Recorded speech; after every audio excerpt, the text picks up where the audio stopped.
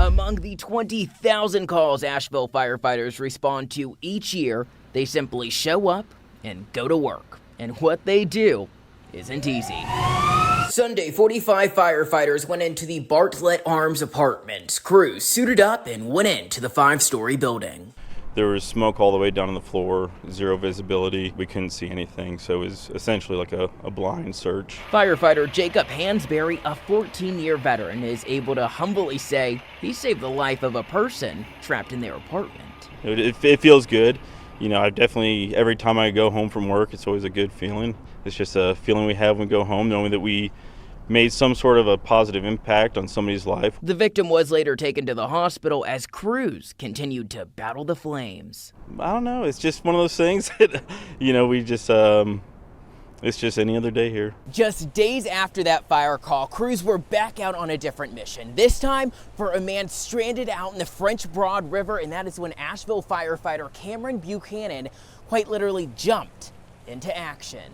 I swam a little bit in high school, but I am no Michael Phelps. Buchanan is one of the nearly 20 firefighters who took part in the team effort responding to a call from the Woodfin Police Department. This after a man ran into the river after being pulled over. We showed up, the individual was on the rock, and then he'd been there for a little while, and the individual decided to let go of the rock. I'm guessing just because of his mental state. He'd been in the water so long, hypothermia had started to set in, and he started to float away and starting to lose consciousness as he went. That's when the 4-year veteran got into the frigid French Broad River. So most of the time you're supposed to be in a dry suit when you enter the water, and particularly that morning, it was before shift change, and I was actually in the basement, so I had shorts and a t-shirt on. So it was a little cold. You know, there's no particular reason. It's just a mindset that you know each and every day.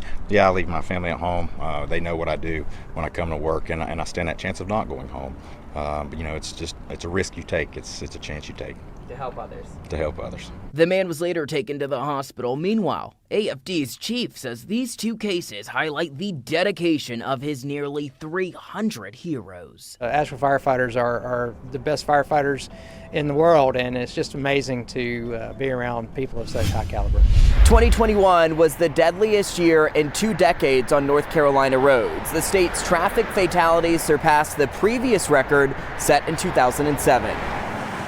We didn't think things could get any worse from 2020, but it appears they have. Sobering words from Mark Ezell, the director of the North Carolina governor's Highway Safety Program, about a record number of traffic fatalities in 2021. I think if we look at the data very closely, we see that senior drivers are especially affected by these numbers, and we're looking to address that. According to NCDOT, 1,755 people died in traffic crashes in 2021. That's a 5% increase from 2020. The previous record was 1,704 traffic fatalities in 2007. North Carolina saw increases in fatalities related to speeding, not wearing a seatbelt, and distracted driving. Is there any thought process as to why we're seeing this, especially when it comes to things like speeding that are very preventable? You know, it's hard to say exactly why until we've teased out the data more. This data is fairly preliminary, but we do have a couple of theories. Ezell tells me distracted driving has impacted these numbers, but not just related to cell phone use. The past couple of years, people have been concerned about their health, about their future, about their jobs. That kind of thing can put you in a headspace that makes it difficult to drive. He also points to things like enforcement and the impacts of staffing challenges for police departments, saying state leaders need to work more on prevention.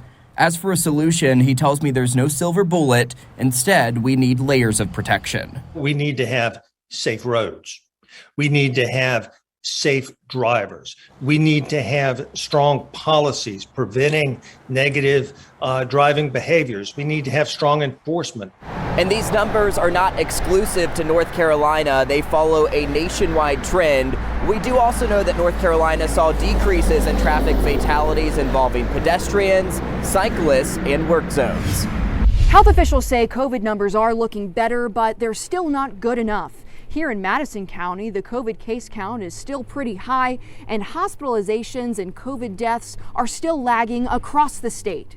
State and local health officials share cautious optimism about COVID case numbers. This has been exhausting, and so I think everyone here is very hopeful that the number of cases are declining.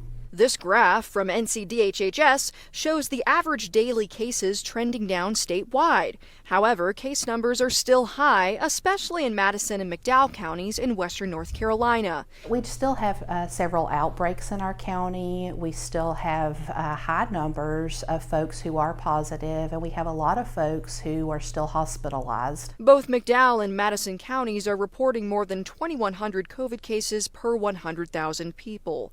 Madison County Health Director Tammy Cody says high case counts also can show a higher test availability in counties. This chart from NCDHHS shows the slow decline of hospitalizations across the state. Kimberly Clement, the Healthcare Preparedness Program Manager for NCDHHS, says the state has seen a 26% drop in COVID hospitalization admissions. She says they aren't seeing that kind of drop with COVID deaths. Deaths and hospitalizations have been lagging throughout the pandemic compared to case counts during variant surges. We recognize that people are tired of the pandemic, but we still have a ways to go with this particular surge. Health officials say to keep hospitalizations down, to wear a mask, get vaccinated, and if you aren't fully vaccinated or if you are high risk, to continue to avoid large gatherings. Officials with NCDHHS tell me they hope that hospitalizations for COVID will look better by the end of February, but like with anything with the pandemic, you can't really say for sure.